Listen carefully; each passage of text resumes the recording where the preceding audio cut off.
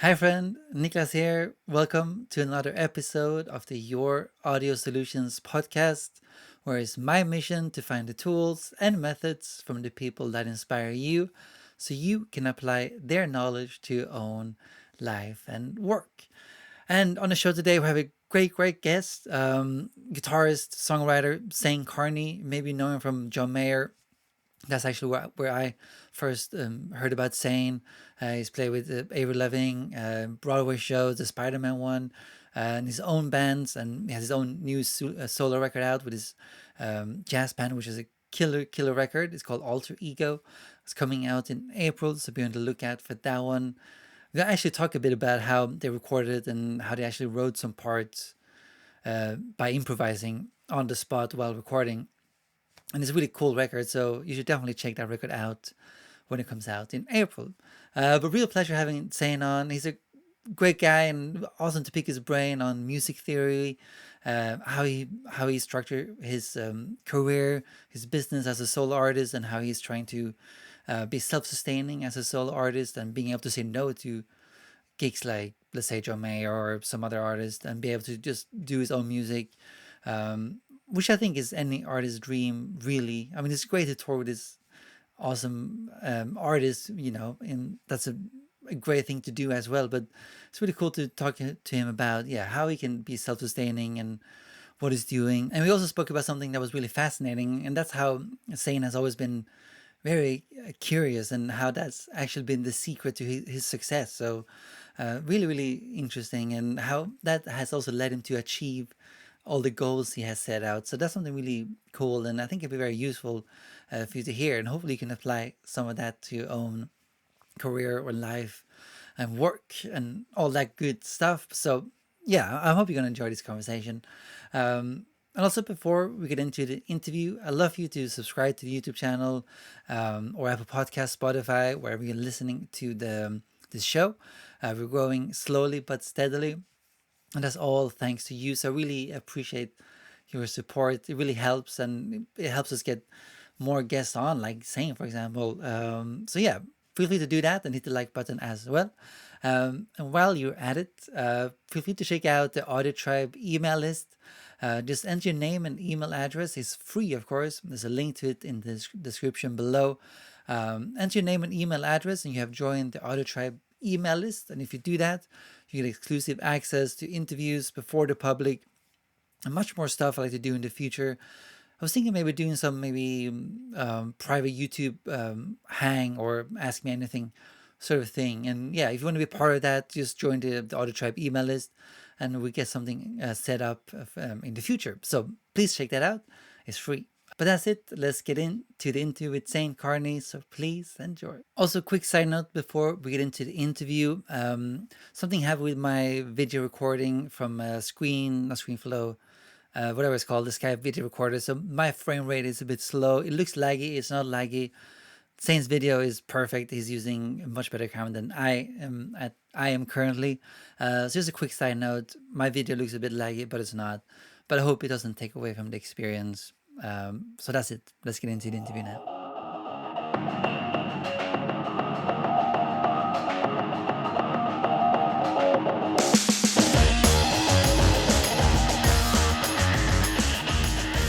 Great. And I've slated. Yeah, exactly.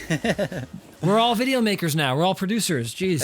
Exactly, man. I mean, I think this is the best sound check, video check I've ever done for a podcast. So Thanks, man. Thank you for that. My pleasure. Yeah. Thank you. And also, before our conversation, I was listening to Yes. your new album coming out, Yeah. the Alter Ego.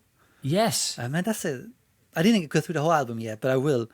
But there's some cool tones in there, man. I mean, did you record the album live? Because that's what it feels like. Yeah. We did it straight to tape at a studio in Burbank. Yeah. And there were no edits. We overdubbed a melody on 2 songs, but the rest of it's just straight up live. And in fact, it's so live. We'll talk about it in the conversation, but it's so live that we wrote a lot of the pieces during the recordings. So we really, there's a whole process that I had an idea for, and I'm really glad with how it turned out. But so the music, you improvised parts, or we were there was we were structure? live composing on a few songs. Yeah, Wow. Ego and Lost and Found, I think. Yeah. So a few songs were just straight up, I have a rough idea, let's go. And then we just go. So it was a pretty wild process. I mean, it turned out great, man. Thanks, man. And also the drum sound is really, really, really, really great. Thanks, really man. Nice and dirty, you know. Yeah. But also He's big. Yeah. Yeah. Yeah, I'll give a lot of credit to my brother on that. Is he the one playing? He mixed and mastered it. Okay. Yeah. Nice. So he did a great job, but of course, 100% credit goes to Gene Coy, who's just. Yeah. I don't really have a drummer on planet Earth that I play that makes me as excited to play with him. That sentence made no sense, but basically, he's my favorite drummer to improvise with. Mm-hmm. He's just we read each other's minds. It's just a beautiful thing. Yeah, I mean, it's great we can find those people to play with.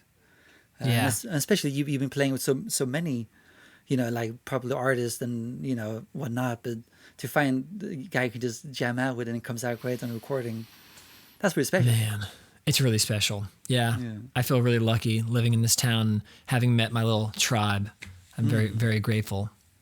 Yeah, I mean, something I love to get into with you. This is what I heard you talk about in another interview. Obviously, you know, you're well known for playing with incredible artists, playing great guitar. But your goal is still to be self-sustaining as your own artist, like your own music. Right. And that's something I love to delve into.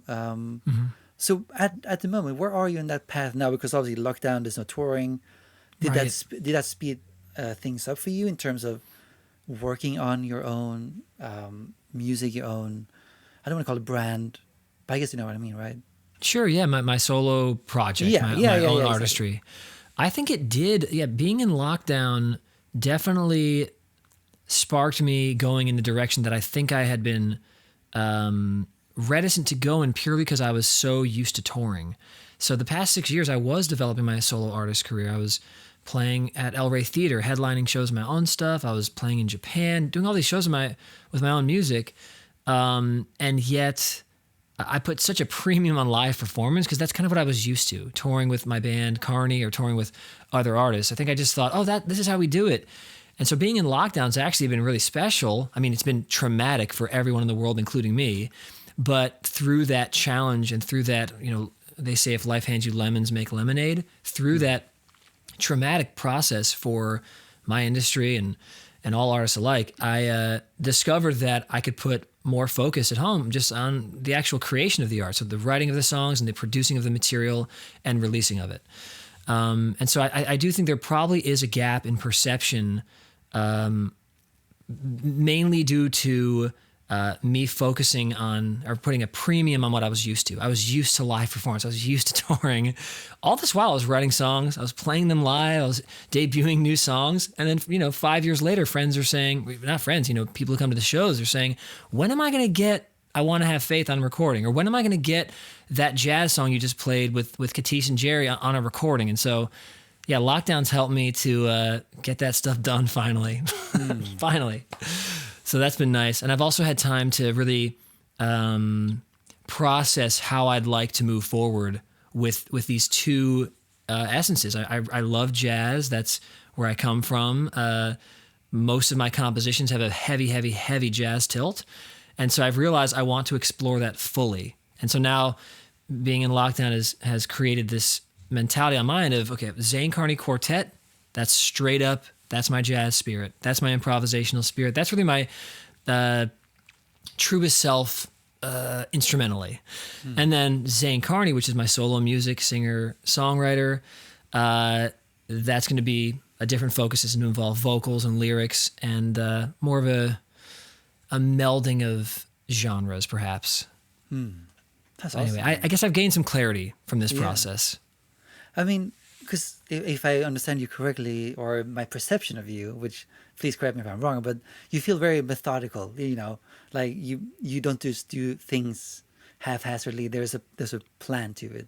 At least that's how I understand how you are, right? That's awesome that you're picking up on that. I think because I love improvisation so much, I do have a tendency at times, or I shouldn't say tendency. I have a desire to be playful and creative where there's no strategy. But you're right. I think at my core, having a plan is really important to me, which I think is why I love writing, whether it's jazz composition or scoring or writing my own material. That's really when I feel most at peace with myself, when I'm finishing writing. But I got to tell you, man, I started as a straight up jazz guitarist, so I will never be fully fulfilled unless I have this Zane Carney quartet thing where I can really just explore improvisation. So yeah, both things are true, methodical, and also I like to just, I like to go off into free moment territory and see what comes up. Yeah, and I've seen that too in your playing. Like I was checking with some random camera footage from a John Mayer show, and you had a solo. I don't know which song it was, but yeah, you can definitely hear and feel that too, where you go, where you want to go at the moment, and that's awesome. You hear me getting lost is what you heard. Oh gosh, and then I have to find my way back. But that's what I love. I love doing that. And I can only find that in a project like the Zane Carney Quartet stuff with Gene and Jerry and Katis, where I get to just, let's see where things go. I love doing that. But we had such a blast, yeah. Yeah, but so when it comes to the actual, like the business side of your own music, your own solo thing, how does that look for you? Because obviously you've been in the industry for a long time too, and you work with, established artists. How has that influenced you in terms of how you think about what you need to do in terms of getting your solo material, solo career to a level where you could say, oh, I don't want to, or not, I don't want to, but you don't have to tour with some other one, if that makes sense. I've learned, I've learned so much from so many people, people I've written with or people I've toured with or just people I've made friendships with because of living in New York and LA and being sort of kind of right between 5 or 6 genres. I have really close friends in the folk singer-songwriter world that I just respect and admire as artists and visionaries and songwriters. And constantly our conversations dip between talking about the Dodgers and then we go into analyzing songwriting theory craft. And so I'll listen and I just try to learn from who I consider to be masters. And then I'll do the same with my jazz friends and pals that I'll be playing gigs with. I remember playing with we did so many gigs in LA back in I don't know, it was 2008 or so with Kamasi Washington and Ryan Porter and Tony Allen on drums, Zane Musa, may he rest in peace. And we were just having a blast. And I'd ask them, we'd be playing, we'd be having fun, but I'd also say, what in the world on that song? What's going on there? And we'd have great conversations about references and influences and all that. And then I've had those same conversations with straight up, I don't know what the right word is for this, but people who are deemed incredibly successful in the mainstream arts, whether it's acting or music. And same thing goes. We'll talk about how the day is going, how their family is, and then I think we'll both ask each other questions. And it's a back and forth usually because I think most of these circles I'm referring to, they know that I have specific traits and passions, especially as what some friends have said, like a music theorist. I'm really interested in those things. So I love learning from people. And one thing I've learned from the mainstream side, the people who've really succeeded, is that there is a structure. There is you gotta kind of fit in this circle. But most, I should say actually all of my friends who've emerged at one point or another, not disputed, but they rejected that structure. And those are the ones that have really succeeded. So I think that's kind of on this next journey. What do you mean by structure, by the way? So the structure might be you have to have a single that's at 128 BPM and it has to be about love, but not too, romantic. And it has to, have a guitar solo that's only 4 bars. And then it has to, or no guitar solo actually. And it has to have this sort of trap beat on it because that's what's popular. And I think of friends of mine who, Thundercat's a great example, or Lana Del Rey is a great example, or Foster the People are a great example, or Haim's a great example. All of these, we all grew up in different communities in LA and New York. These friends I'm mentioning, and just seeing them emerge, they really emerged when they fully embraced who they are, their beautiful uniqueness. So I think that's been on my mind this past year of going, all right, well, I I don't really know that there are that many people that are passionate about the specific things I am. I really, really love improvisation. I cannot live life without it. It's why I played in the John Diversa Big Band. It's truly a core need of mine. It's why Carney, my former band, had a heavy dose of not just quote unquote guitar solos, but fully improvised band moments. So that's crucial for me.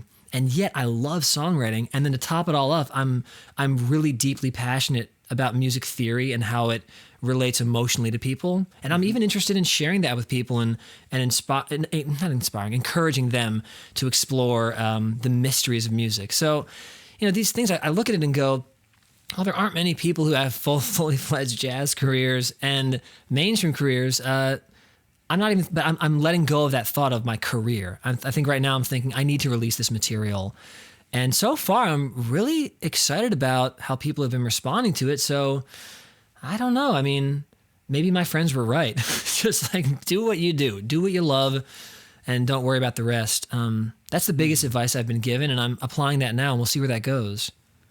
Yes, because that reminds me of, because I had a conversation with the guy from a band called Crownlands. It's a rock band from Canada. Cool. And he was also saying the exact same thing you're saying. Is like, just accept if you have a sound and maybe it sounds like some popular artist or whatever, just take it as a compliment and just accept what comes out is what comes out. And I mean, that's how how you should be presenting yourself. Yes. Ultimately. I agree with that. Yeah, being true to yourselves and letting other people decide how they experience it. I have a song called Maybe I'm Young that I'm going to release later this year that's on the Zane Carney side. Okay. And that is, I've heard comparisons to some guitar-based mainstream artists. And that's okay to me. I go, I don't sit there and think, okay, how can I craft a thing that's people remember, but it's different and new. And I'm not sitting there crafting that. I'm generally just getting excited about what's coming out of my instrument, and then I have an idea. I've had times where I'm writing songs and I say a lyric and then I am moved emotionally because I realize that I'm dipping into a part of my past and it's maybe something that has been healed, maybe has not. And so I figure, well, if I'm experiencing that, perhaps someone else will when they hear this. Yeah. So those are more my focuses.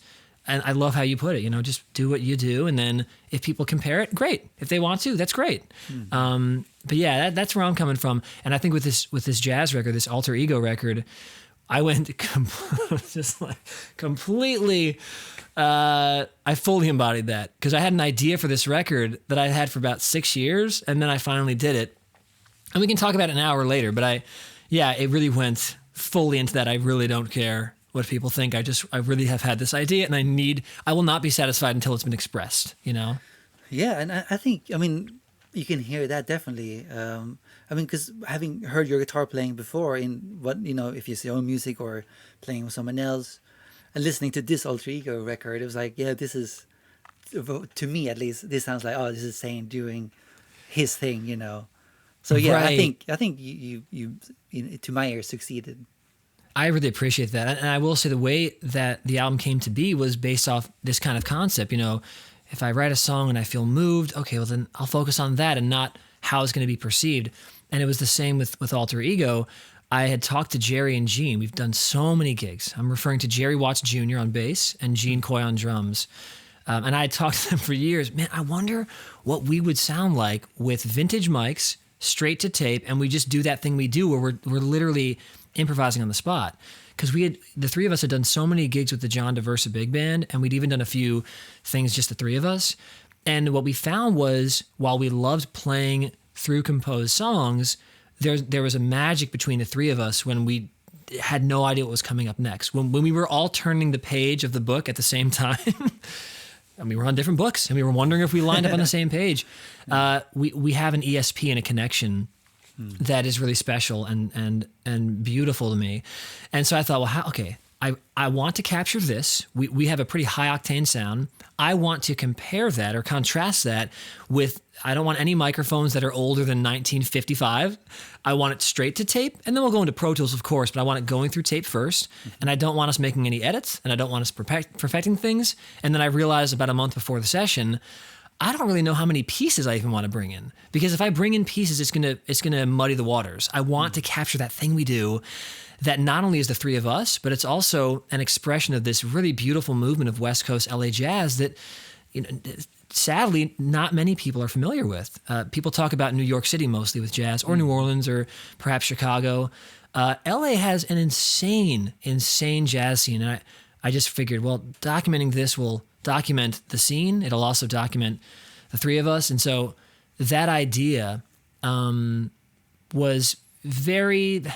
I could see judgment coming in from the outside voices. No, you have to have compositions that sound this way in jazz. That's how we perceive it. And I thought, well, I don't want to give way to that fear, because I'm excited about this. I know what we have is special, and I know there's no other way to capture it than fully improvising, and then doing this thing I had, you know, of juxtaposing it with vintage rare instruments and seeing what happens. So. I'm really happy about how it turned out. And then Katis came in, the sax player and flute player, Katis Buckingham. And the reason why we brought him in is we've played so many times. I love him so much. But also we needed someone to give us that push and pull. And so we needed someone to be improvising so we could comp in our bizarrest way. And so anyway, I'm just really pumped about that. And I don't know. I'm not sure what else to say other than I'm really grateful that they were willing to create this thing with me. I had a blast doing it. Yeah, definitely, man. I mean, sounds killer, and I think people should check it out. But it's out in April, right? Yeah, it comes out April 30th on Arenda Records. It'll be everywhere. Yeah. Yeah. People should definitely check it out. But so going back to the business side, you call it structures and stuff, but being an independent artist, you're independent, right? Is that correct? I am. Yeah, so this album's on Arenda Records, the Zane Carney Quartet, but otherwise I am independent. And I've explored both sides. I was signed to a major label with my band Carney for about 6 years. So yeah, I've explored that, and I've explored this independent side as well. Right, and what's the goal now? Is it to build your own, if I can call it, is it to build your own business where you are in charge of whatever happens and is your music and all that? Or is your goal to be signed again, or how do you... I will say I'd be open to all possibilities, but I do love the model, if you will, of having creative freedom, and then if there's enough interest and other people want to partner with that creative freedom, then I'd be excited about that. But I think first and foremost right now is having the freedom, because no dogging on the major label process, but when Carney was signed to Interscope, we had incredible support from Jimmy Iovine. We had incredible support from all of Interscope. They really believed in us. We also didn't fit any sort of mold, which I think is kind of part and parcel to my expression as an artist, and certainly my brother's, who is the lead singer and songwriter. So, it's... I think they were confused. How do we position you? Are you a rock band? You're not. I mean, you kind of have jazz elements. So are you Led Zeppelin? Well, you don't sound classic rock. Are you Radiohead? Well, you're not exactly composing in that way. Are you a blues act? Are you Jack? What are you? I think that that's the trap you get into sometimes in a major label. They're trying to position you as, how can we fit you into what's already succeeding? Whereas, as I mentioned before, these artists that have had these incredible explosions didn't fit at all. I mean, an example that always comes to mind for me, not just as a friend, but as an icon, a current icon, is Lana Del Rey. I mean, everyone the past 10 years has been saying, I would like to write a new artist vision, but it's sort of rocky, but it's mixed with that Lana Del Rey sound. People say this all the time because her sound's so unique. They say it.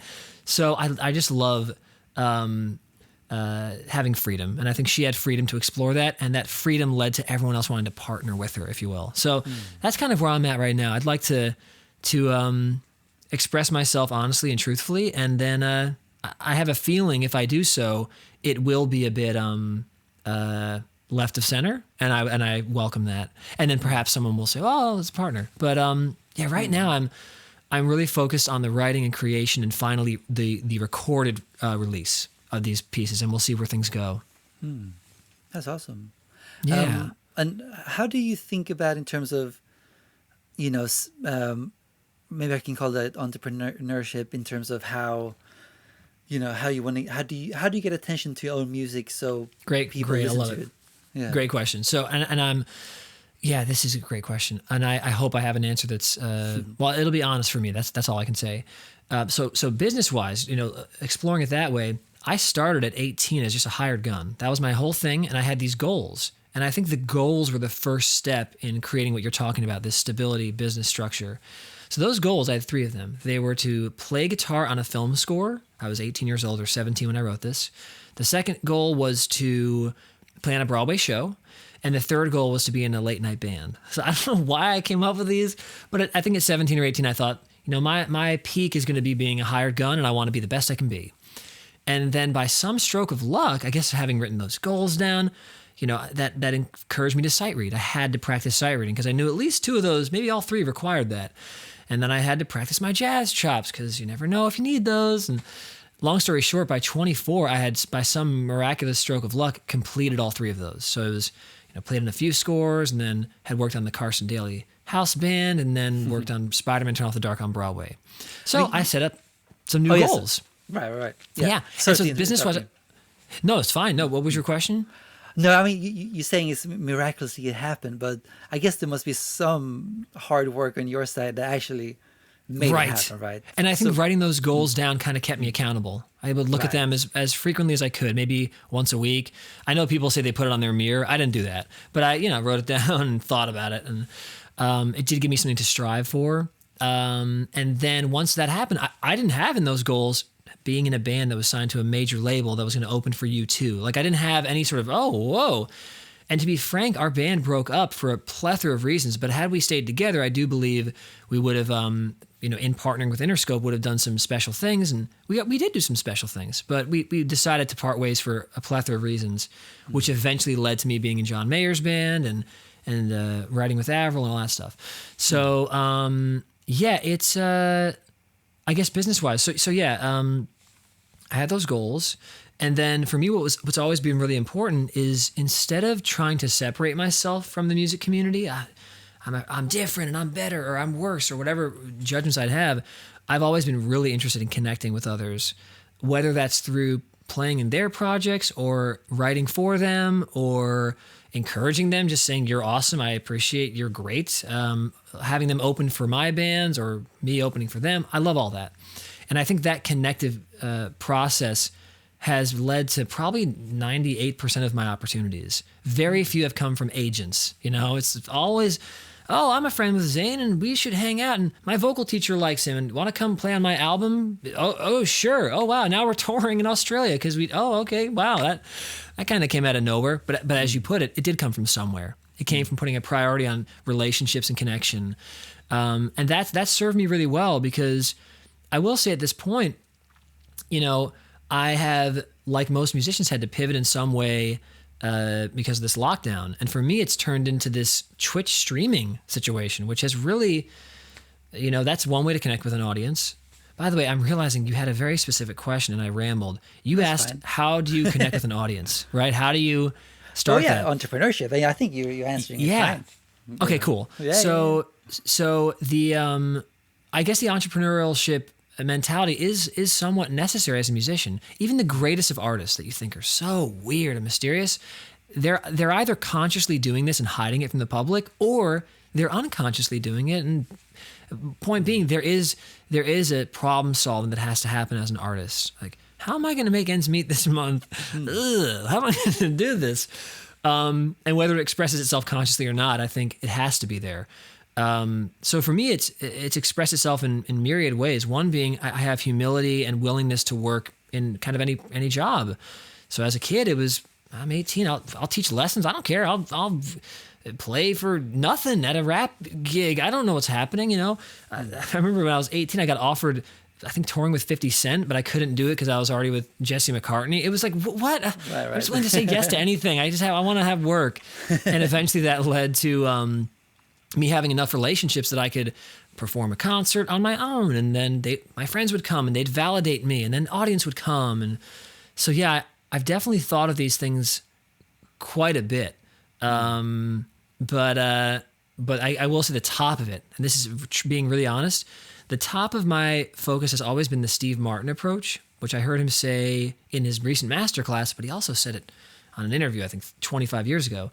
he said that people would come up to him and they would say, how do you become a famous actor? Like, should I get an agent first or a manager? Or should I make a resume first, or should I get photos, or should the headshots be, how do you become and Steve said, oh man, you're asking all the wrong questions. There's only one question you got to ask. How can I get better? And then eventually, how can I become the best? So at least shoot for it. You probably won't become it. I didn't, but shoot for it. So this was Steve Martin's approach. And I have accidentally, before I even heard that was my approach too. How can I get better at sight reading today? How can I get better at really transcribing? Not quote unquote transcribe. Really, I want to write those notes down, and I want to play every part that George Benson or Wes Montgomery played on the right string, with the right string gauge, on the right guitar. How can I really transcribe? How can I do my music theory where it's not just cool, Lydian, everyone's talking about Lydian. What does Lydian feel like? How does it make my song feel? Doing all that work, that was always my focus. And so when opportunities would present themselves entrepreneurially, my focus had always been number one, how do I grow as an artist? How do I grow as a songwriter, as a composer? And then when opportunities presented themselves through connection, and some would call it networking, I call it just friends, relationships. Bam, I don't think I've ever said no to something if I've had the time to do it.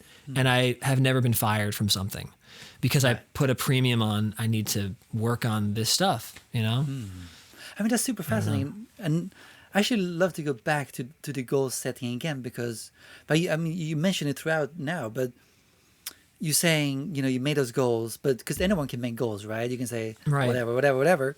But to me, it sounds like you also consciously looked at those goals, asking yourself, well, how do I get better? Whatever, like jazz, or transcribe, whatever you said, Yeah. And to my ear, at least, that sounds like that's what made you complete those goals. Is that correct? Right. I agree with that. Yeah.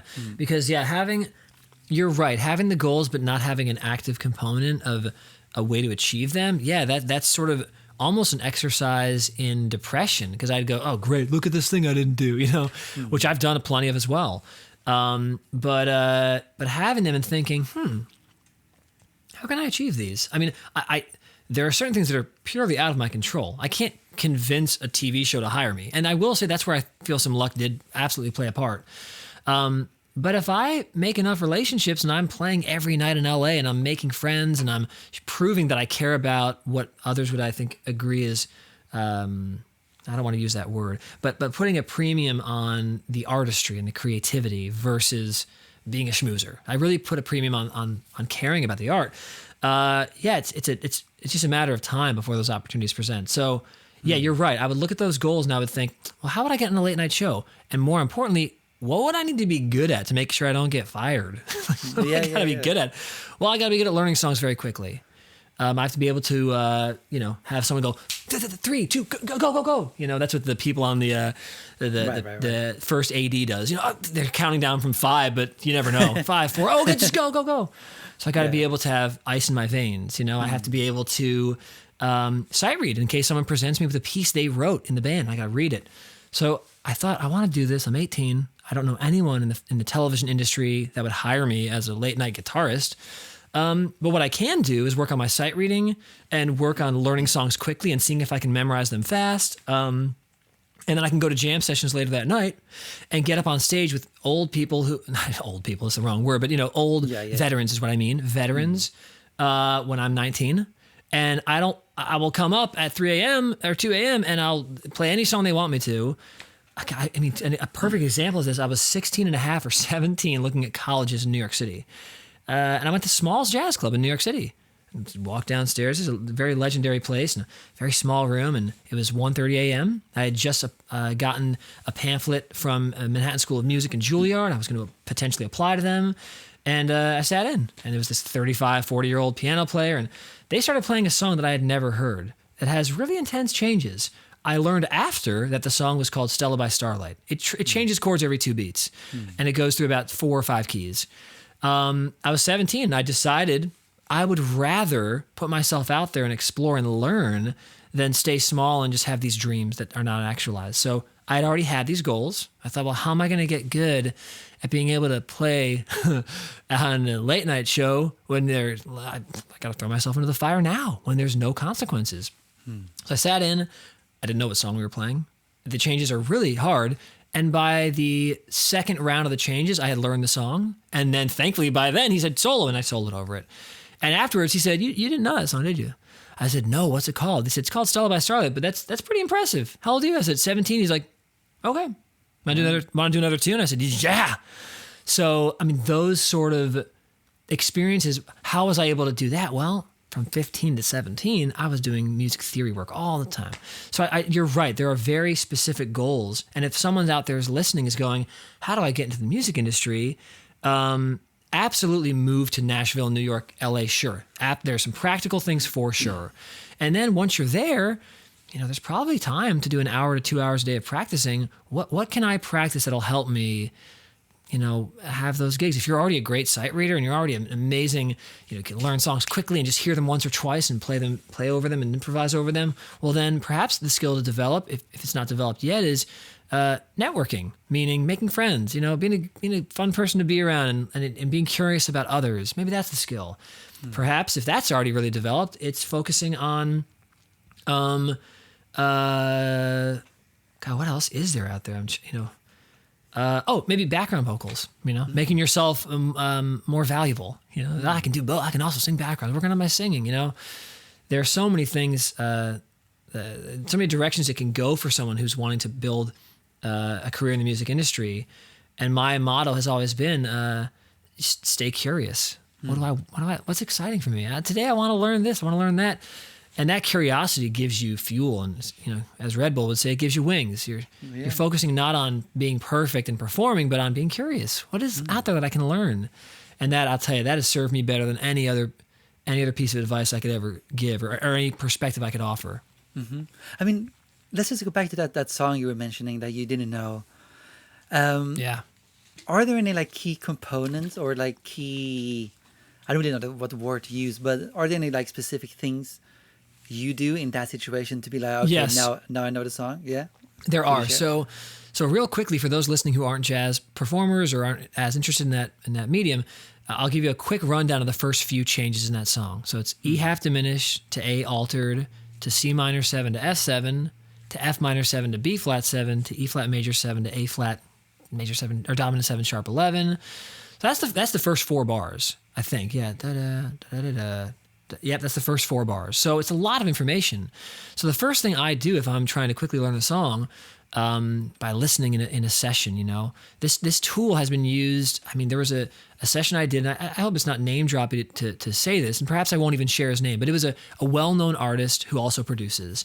And this producer, is a intimidating environment, truly world famous, a stadium performing person. And he had hired the 3 members of Carney, the rhythm section, to work on a record for an incredible new artist at the time. So I came in the room, I was intimidated, and this artist producer said, I want you to play some guitar parts. Let's go. I was 21 or 2, or maybe 23 at the oldest. He pressed play, and I charted out the song, and he said, great, let's do some takes. He didn't tell me what key it was in. In fact, there's a possibility he only would have known the starting note, which, as we know, is not often the key. So I had to know that stuff. So long story short, these tools are real. They're not just magic tricks for a jazz session to prove you're cool. They are real tools for the real world of being a professional musician. So what are some tools I use? Well, first off, because of my music theory passion and curiosity, and again, that theory curiosity may be different than some notable theorists right now, people who love theory. My passion is sort of the Bill Nye variety or the Neil deGrasse Tyson variety. I love creating analogies and connections for myself. And then when people are curious about them, I share them. So for example, if I hear C major to E minor, there's a sense of almost an isotope from an atom being like an electron has now been inverted. I'm not sure the exact phrase in science, but now an isotope is on that atom. There's a sense of almost loss and shifting because you have CEG becoming BEG. That one half step down feels like a lessening. Feels a little sad. This is just one quick chord progression of 1 to 3. 1 major to 3 minor in the key of C major. What I've done over the years is created a catalog of, I don't know if it's hundreds or thousands, I really don't know, of feelings and experiences.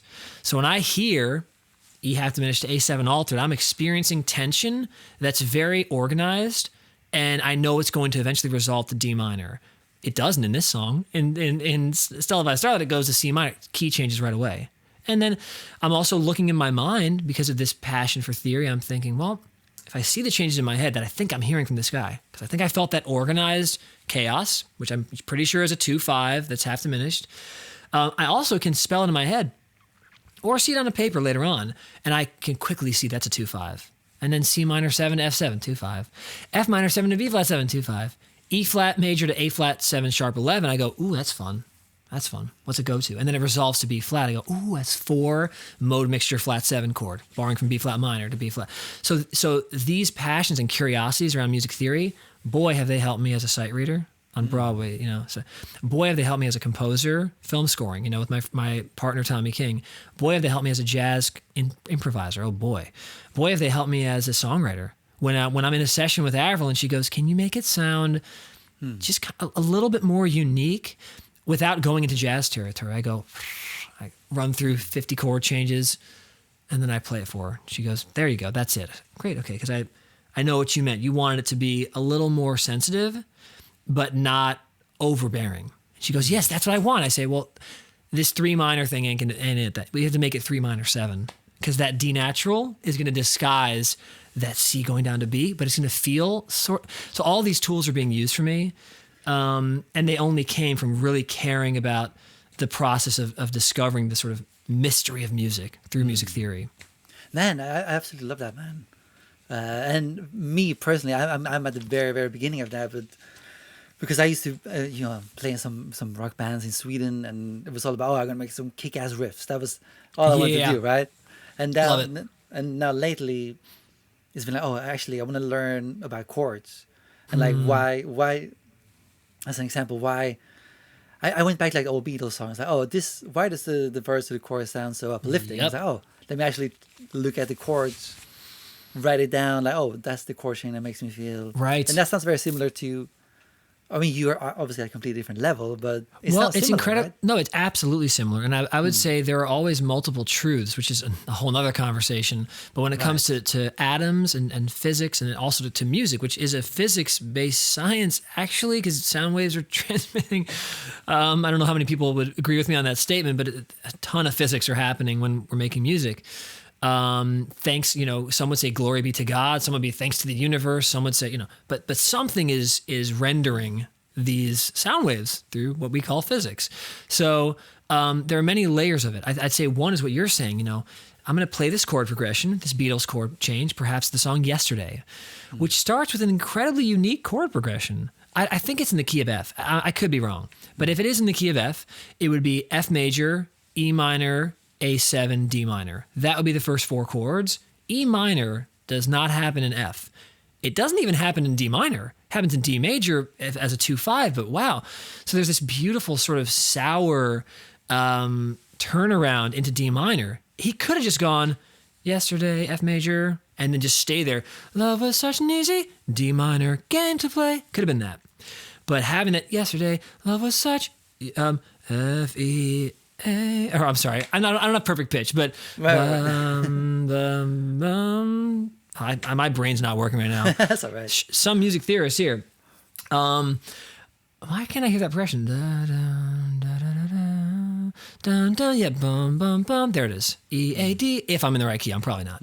So, anywho. But I think that's fascinating. So I thought actually you had perfect pitch. Oh no! I have really, really obsessively curated relative pitch. So I'm like a ballerina. I have to have a spot. So if I'm in my room, which some are watching on this, some are listening on a podcast, but if you're watching, I have a very colorful room. It's all gray to me until someone says that guitar on the wall is blue. Once that guitar on the wall is blue, this orb right here is pink. This guitar is tan. This sign is brown. I need one color, and then the room becomes fully chromatic. But if I don't have the first color, it's all gray to me, and I'm guessing. Right. So point is, that's one way of taking a Beatles song and saying, okay, this is how it feels, and it's kind of sad. Now I have that chord progression in my back pocket, so I can use this again in a song. But there is a layer of truth, if you will, underneath that as well, which is, why did this in the first place sound this way? And that's what I like to explore. So it is maybe a slightly more intensive process that I'm concerned about, but I love that because not only can I replicate, quote unquote, I can do this Beatles change, but I can also say, I want to write a song and I don't want to use that chord progression, but I want to have this feeling. So for me, I might write a song that goes F, and then I might go D minor, A, E minor.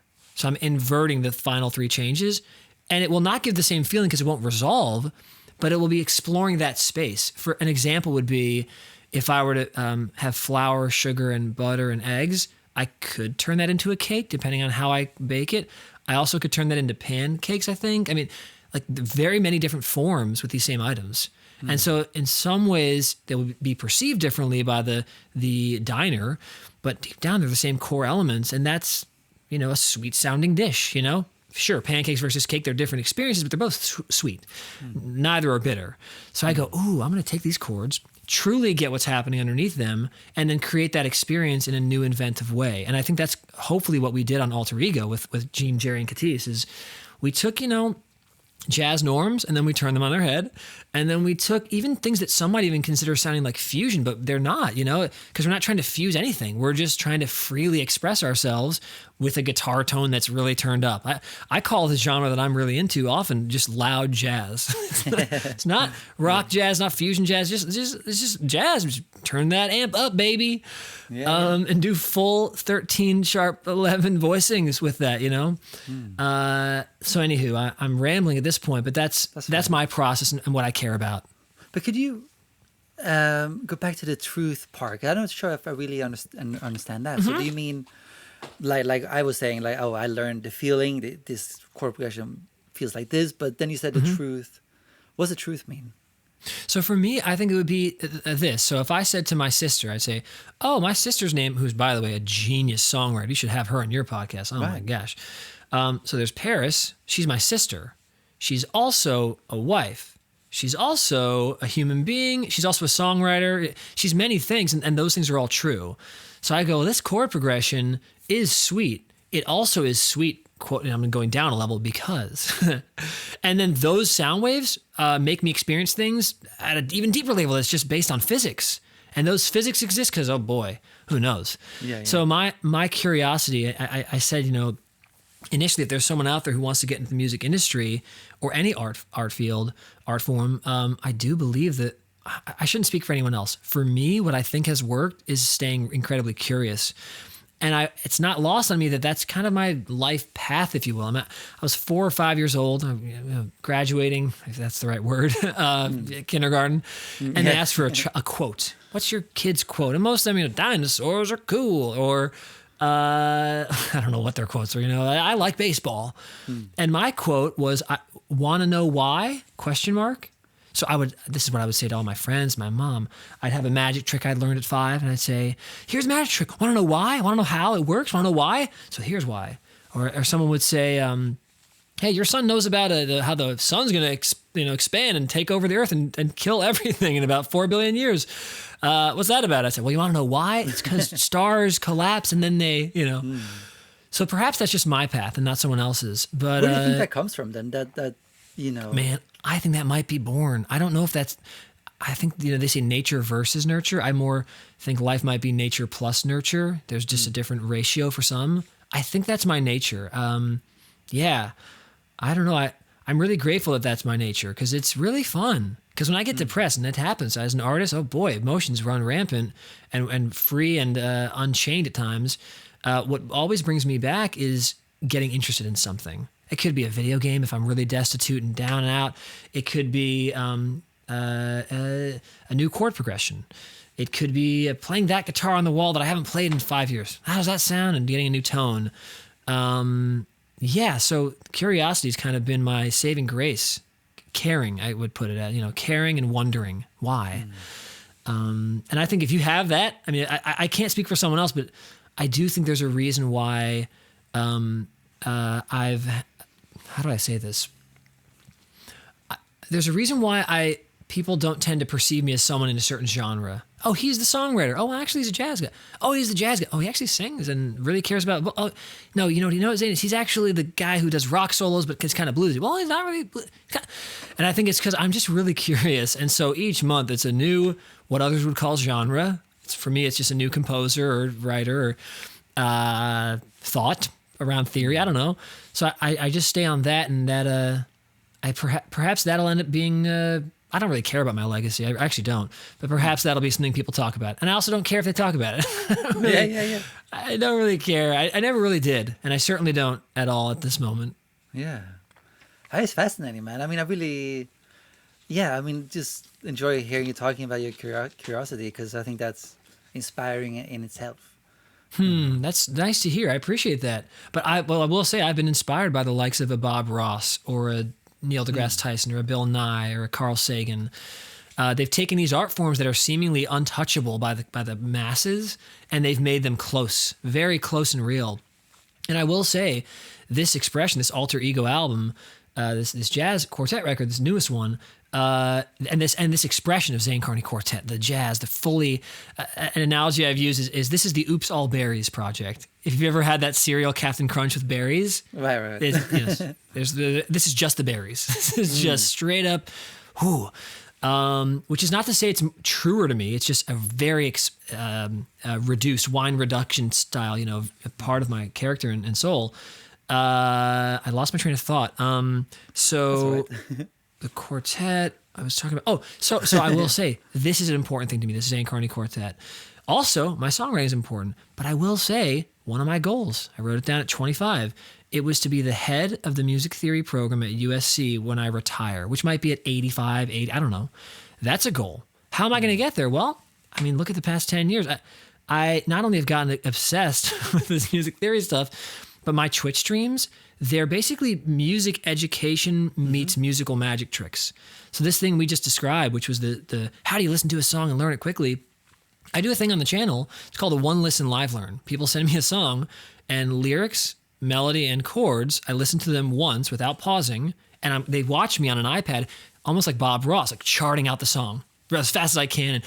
And then I sing it back to them immediately after. And I'd say about 85% of the time I'd sing the song correctly. So it's sort of like a tightrope walk. Is he going to get it or not? And then I talk afterwards. There's an educative moment of, why did I know that was C major over B flat? There's an experience of a dominant 7 chord in third inversion, especially when it resolves down a half step to the 1 chord in first inversion, F over A.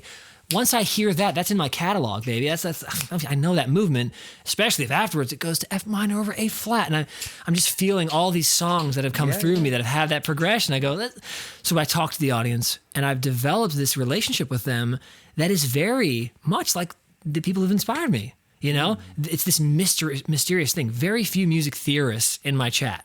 On these, I'll have 250 people watching. We're talking, we're engaging, and they're interested because I'm interested. I'm really interested in how it's not just talking about a new double harmonic minor scale and how it lays on the fretboard. It's for me, it's more than that. It's always been more than that for me. It's been, how does this make me feel? What part of my life does this remind me of? What is this Beatles-style secondary dominance? Why does that always feel so kitschy? Well, because I think it's because that tritone in the dominant 7 chord is so exposed and so sour, but also sweet, like a gummy worm to me, like a Sour Patch Kid, that when you pepper songs with that, it feels kind of campy. It feels very sort of, snap your fingers to the right. It has that feeling, because of that, what if I disguise that relationship like we did in Alter Ego? And I take those tritones, but instead of the root being, let's say a 7th below the 7th, for an example, C, B flat, E. That might be my tritone, B flat and E. What if I make the root C sharp? That's the only difference. We still got quote unquote B flat and E. At this point, I guess you'd call it A sharp and E. Now it's a C sharp minor 6 chord. What? So I'm disguising that tritone that was sour to you earlier because I moved the bass note up a half step. So these things are really fun to me because I can play with the audience and create a real experience that's deliberate. I'm not falling into a hole wondering where I am. I'm walking into a room with the lights on saying, I'm going to put that over here and we're going to move the bass drum there. I'm directing it because I'm really curious about how this stuff works. And so point being, it shows up in my songwriting. It shows up in the jazz composition. It shows up in the improvisation. But it also shows up on these Twitch streams when we're connecting with the audience, and I'm seeing this unfold and going, oh, it might be happening again. This dream might actually come true. In fact, the dream might grow as my other dreams did. Perhaps in the next 5 years, I'll have a TV show, and it's going to be just like Bill Nye, but for music theory. So I'm having all these thoughts right now going, okay, I'm just going to stay curious, and I'm going to be open to relationships, and then I believe the rest will take care of itself. Man, I'd love to see you having a TV show, like you just said. It'd be fun. You teaching us all about music theory in your unique way. Oh man, it's very inspiring. So what's your Twitch channel called, by the way? Twitch channel, it's just my name, Zane Carney. So twitch.tv/Zane Carney. Man, it's a blast. We have so much fun. I'm telling you, you got to come hang out, man. I'd love to have you. Yeah. It is just, I mean, it's. I'm also really grateful. It's a big deal to have created the community we've created. It's tricky because I know that this podcast also goes into the audio and also the business. So there are different elements, and I'd love to offer this because I wouldn't offer this in another podcast. I don't tend to go too businessy in them, but I'd like to offer that. God, I'm verbose right now. So anyway, point is, it's hard on a streaming platform to get more than 20 real viewers. Even on Instagram Live, it's tough. Even if you have 100,000 viewers, they pop in for a second and a half. And I'd say 20 viewers on Instagram Live is maybe 7 real viewers, and then the rest are just popping in and out, right? So on a streaming platform like Twitch, where they're there for live interaction, the whole point of live streaming on Twitch is interaction, not just, oh, The Rock Johnson's on his Instagram Live, I'll pop in because I'm kind of there. It's I come every day or every other day, whatever it is, to engage with this person. So I'm really lucky. We're about to hit 500,000 page views on my Twitch. We have a Discord community of over 1,000 people. Nice. And I started this whole thing about 10 months ago.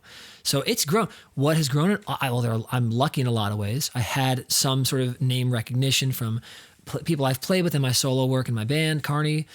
Also, I tried to make it as engaging as possible versus just a live concert. So how can we engage? Well, we do these live learns, which are fun and educational. I do score studies. So people will, donate to the channel and say, I'd love for you to break down Dvorak's Ninth Symphony. And I pull up the score and I'm circling and we're learning together. We're talking about it. Nice. There's a really cool chord progression for those at home. Play D minor 6 to E7. Just do that. It's a very nice progression. We learned that from Dvorak. Or even just D minor 6 to just E major, and that's your quote unquote 5-1. That's your cadence. Just minor 6 a whole step below to a root above major. That's a beautiful cadence. So we do that. We do improvised comedic musicals because I love improvisation in all forms. So I've studied at UCB, which is the Upright Citizens Brigade Comedy School. I'm trying to think of other interactive things. We've just tried to make it. It's basically the seed of what I described to you as potentially turning into the TV show one day.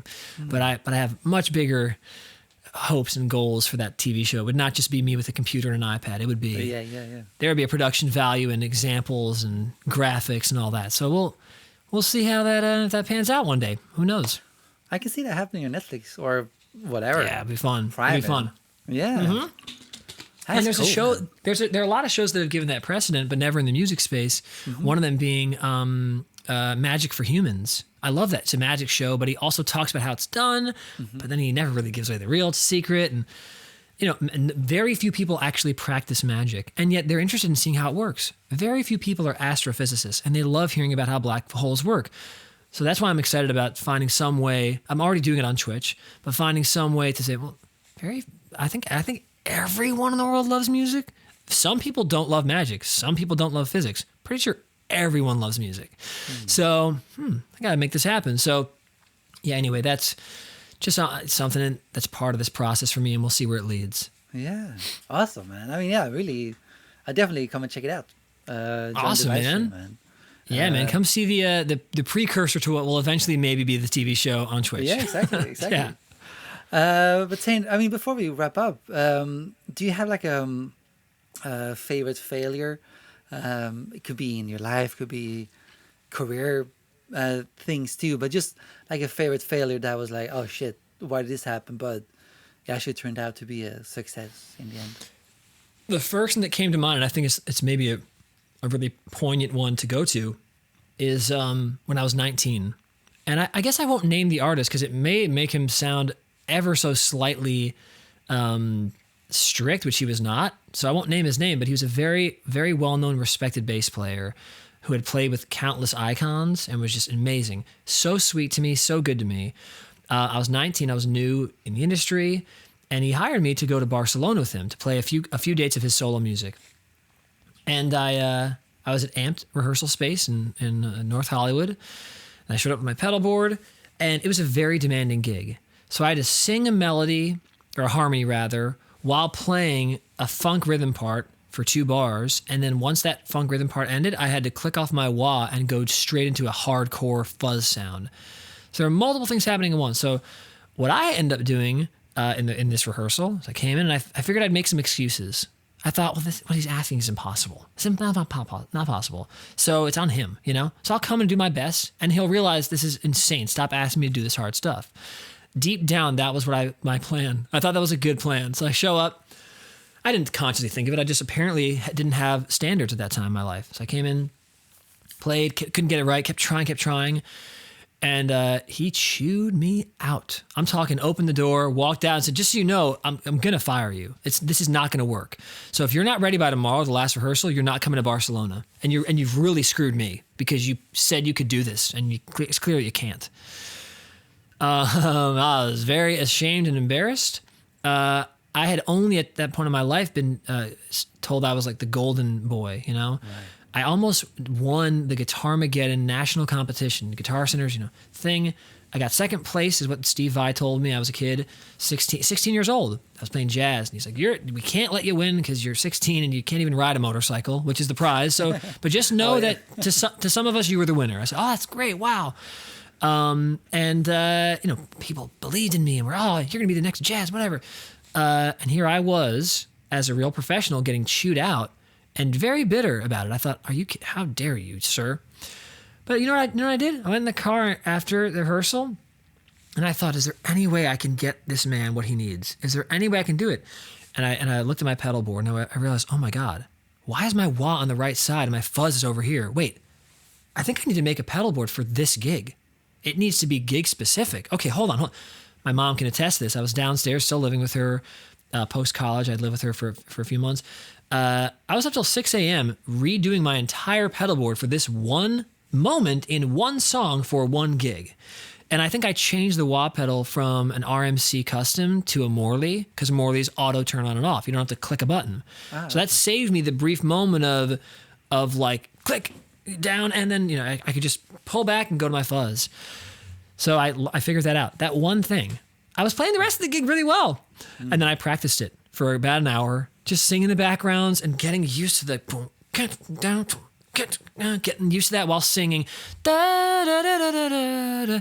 Whatever I'm singing it terribly right now, but whatever the melody was. And I practiced it.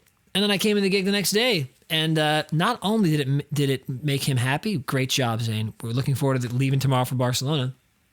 I discovered I could do better than I thought. I thought this thing was straight up impossible. And I went, if I just problem solve, it's actually totally possible. So what that taught me was to come into every gig, whether it's working with a Julie Taymor, who is the genius director of Spider-Man Turn Off the Dark, or if it's working with, a very pressure-filled environment on Carson Daly Show, or it's working with Mayer, working with whoever. I basically always assume the artist or the person who's hiring me is right. And I assume that I can do it. I can figure it out. I can find a way. Because I learned in that moment from that failure that I can. I just got to really pull my faculties together and do it. And the cool thing is now I do solo shows with my Zane Carney singer-songwriter project. And I did one at the El Rey Theater. I played there. It was a headline show in 2017 or so. My brother played rhythm guitar. My friend Serge played rhythm guitar too. We had the backing band was John and Aiden from Carney, and my sister Paris was singing backgrounds. And during soundcheck, I changed something, and my brother, when we ended, said, "How are you doing this? Like, you're changing guitar parts, improvised, while singing your lead vocal part. Like, how are you even doing this?" And all I could think of was, I guess Armand really hooked me up. I gave his name, but he's just a genius bass player, so it's worth it. I think he would know how much I respect and admire him. And I'm incredibly grateful that he gave me that wisdom, by saying, you can do this. You just need to practice. And he was right. And so I thank him in my mind. I go, wow, I guess, yeah. Instead of making excuses, oh, I'm not a jazz player. Oh, there's an excuse. There's 10 gigs you'll never have in your life. I'm not a blues guy. Oh, there's 50 gigs you'll never play. I hate pop. It's cheesy and stupid. Cool. Well, there goes basically a career. That's awesome. You know, instead I go, how can I find myself in this? How can I make this true to me? And how can I achieve what may seem impossible by having some ingenuity? And as we started this conversation with, some curiosity. Yeah. Yeah, man. I mean, it's fascinating hearing you talk. And I think the key throughout the conversation has been, like you said, curiosity. I think that's the Right. key to a lot of maybe your success, it seems like. I would say so. That's what feels true to me in this conversation. It's something I've thought of before. So yeah, I think that's it. I think, and I will say, you know, I know we had a kind of a moment there of a cadence, but I'm going to go past the cadence. We're going to do another 5 chord here, another 5/7 over 1, very Beethoven-y. And then we're going to end on the 1. And so this little extension here, this seeming false ending, is I've also had friends and students, and whenever I see someone making excuses, as I wanted to do in that circumstance, I see something that I wish I could correct, but it's everyone's journey. Everyone's journey is their own journey. But I will say I've never seen someone who stays curious not eventually solve it, not eventually figure out a solution. So I guess when you give up, yeah, that's one way to do it. And you can stay in the industry and have a great career and say, oh, I'll never be that person. And that's okay because you have strength and it's great. You're making a living, great. But for me, yeah, I mean, I after that exchange with that incredible musician, I have not really made any excuses, and because of that, I have become a true lead singer, you know, and a true passionate composer in the jazz space, and a true passionate scorer, which I think is really going to one day be a real expression of mine that's going to be dominant probably. All these things come from not taking the easy way out, which is making the excuses and saying it's not possible. That's an easy, if I may say, lazy way. I've done that too, but in general, the more challenging road is actually not more challenging. It's just more fulfilling. And staying curious has been much more fulfilling for me. And yeah, I mean, I think if people ask me to produce stuff, I think there's nothing I can say no to because I feel confident in any space because I've stayed curious. So that's how it's worked for me.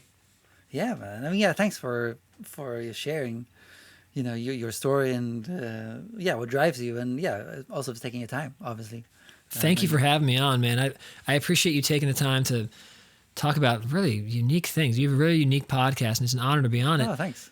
And also, thanks for taking the time to talk about the Twitch channel I have and the album I have coming out and all that. That's awesome. I appreciate that.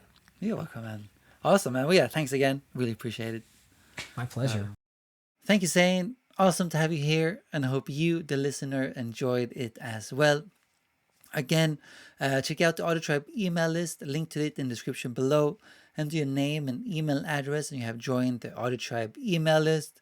Hit subscribe to YouTube channel, Apple Podcasts, Spotify, wherever you are listening to this show. And also, obviously, check out Zane's music. Be on the lookout for his new record coming out, Alter Ego.